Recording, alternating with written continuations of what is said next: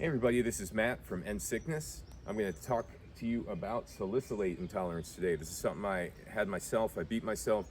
I've had clients I've worked with that I've helped get past this, and this is something you hear about a lot. So I'm going to break it down for you and simplify it so you can get over this once and for all.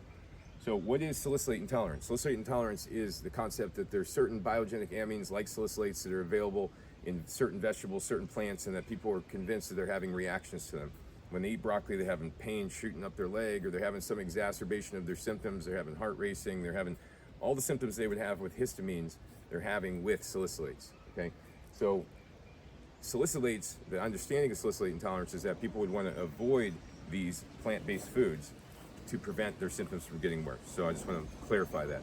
So the common misconceptions here we'll talk about with salicylate intolerance is that the salicylates are not the problem. If you want to get over salicylate intolerance, what you have to do is look at what's actually causing the problem. All right, salicylates are broken down typically by the gut bacteria, or they are eliminated by the kidneys. Okay, so if you have a salicylate intolerance, you have issues with the kidneys, and you have an imbalance in gut bacteria. What's the main thing that causes stress on the kidneys? The kidneys is excess protein. People are eating way too much of these animal products. They end up eating, meat 2-3 times a day. It's not being broken down, and they end up in a situation where they're convinced that the reason they're having these reactions is because of the plants and not the protein. This is not the case. I've seen lots of people who remove the protein, remove the animal products, and go straight plant-based, and they avoid the salicylates initially, but within a matter of a couple months, they're tolerating salicylates and 20 different plants, and now they could add some protein back in, and they're okay. So the common misconception is that salicylates are the issue, when in fact the issue is two main things, okay? Number one, we're eating way too much protein, so the bad bacteria that don't break down salicylates are growing and growing and growing.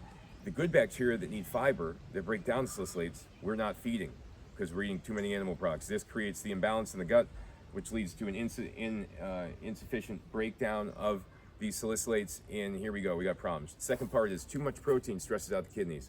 Too much protein will put stress on the kidneys to the point where the kidneys now can't remove the salicylates like they could before, and they're the main way of getting out in terms of the urine, right? So the key point I want to make here, I want to talk about a few key points here.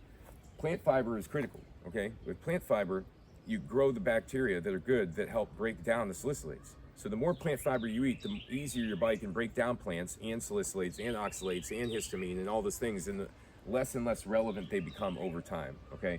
So plant fiber, you have to have a diversity of plant fiber. You can't just eat, lettuce and carrots. You have to have apples, pears, bananas, blueberries, all the different vegetables you could tolerate, the beans, etc., the rice, etc. All the different plant-based foods that are whole, that aren't 10 different ingredients in them. And the more you diversify in the fiber, the more diverse your gut microbiome will be.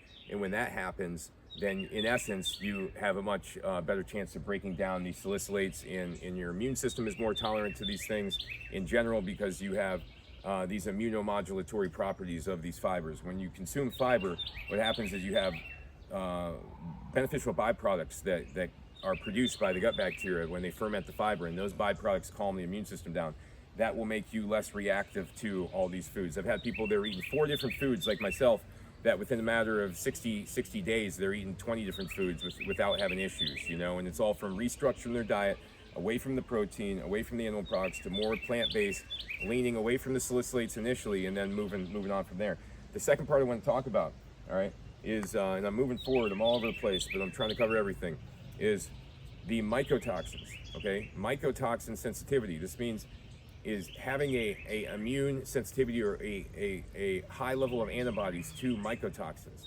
What this does is it makes your body have a tough time breaking down protein and processing food and producing sufficient enzymes and doing all the things that you need to be able to function properly. So what happens is the salicylate intolerance develops. Your immune system starts being more reactive to everything, smells, everything, salicylates, histamine, all that. But really, it's this mycotoxin sensitivity that's growing, and you're continuing to inhale this thing over and over again. So if you have salicylate intolerance, I talk about in all my other videos, you have to investigate mycotoxin sensitivity, or you're just missing the boat entirely. It's always present when someone has salicylate intolerance.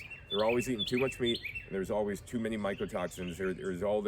Their tests always show their mycotoxin IgG and IgE blood tests always show that they're sensitive to mycotoxins. So phasing out meat, we talked about that. If you don't want to go straight off the meat, you could just start by cutting it in half per day, and then doing every other day, and then doing every third day, and then just cutting it out. But the best way to do it is really to just do it at the pace you're comfortable with. But ideally, you really just want to go for it and cut it out, within a matter of a week, and gradually reduce it over the course of a week, and then just cut it out and give yourself 30, 45 days, deal with the shift, start focusing on these plant-based foods.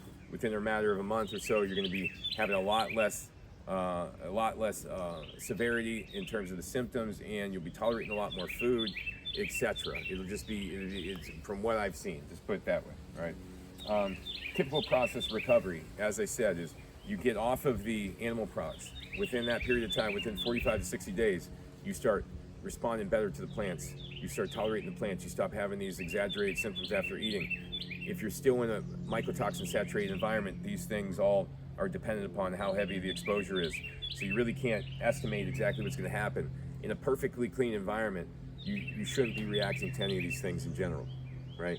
So you got to assume that you're in an environment that's triggering you if you're reacting to salicylates. It's next to a guarantee, right?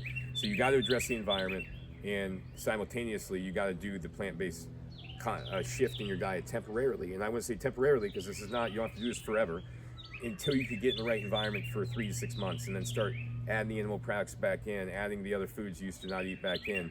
But you always want to be careful with gluten, eggs, dairy, nuts, seeds, spices, processed foods. These things are always things you probably got to be very careful with. And I would emphasize your diet mostly on these plant-based foods, and then add in the other animal products in the high grade animal products there. Salicylates and SIBO, people talk, it's always typically goes together, right? When people are eating too much meat and it's not being broken down, then there's a bacterial imbalance that starts to originate. And then that bacterial imbalance creates a salicylate intolerance because the bad bacteria don't break down the salicylates.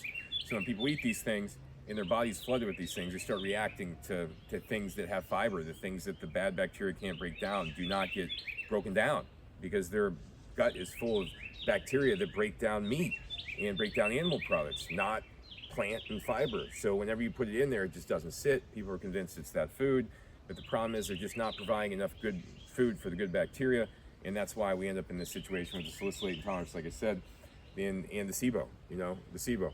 So SIBO, I've seen, people really don't realize that certain forms of SIBO are fed off of fat and amino acids, which are available in animal products much more than plants. It's not all about carbohydrates, it's not all about sugars. That's a very simplistic way of looking at it, all right? So to summarize, salicylate intolerance, you can beat it. You really can. This is what I help people do. I help people overcome mast cell activation, histamine intolerance, salicylate intolerance, oxalate intolerance, etc.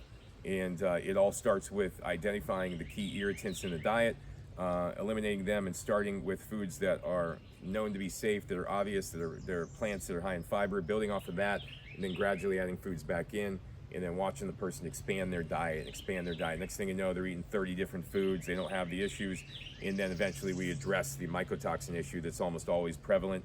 And this is all without the concept of supplements, all right? I mean, you hear me talking about any supplements? I'm talking about no supplements. This is all doing this naturally with behavioral change, positive decision making, documenting this through logs, symptom journals, etc., doing it a whole different way to be able to get a whole different result. So thank you for watching. Reach out, join my page, subscribe. I'm doing videos out here in nature teaching you about things no one's teaching you about. You're only going to see better with things from here. Thanks.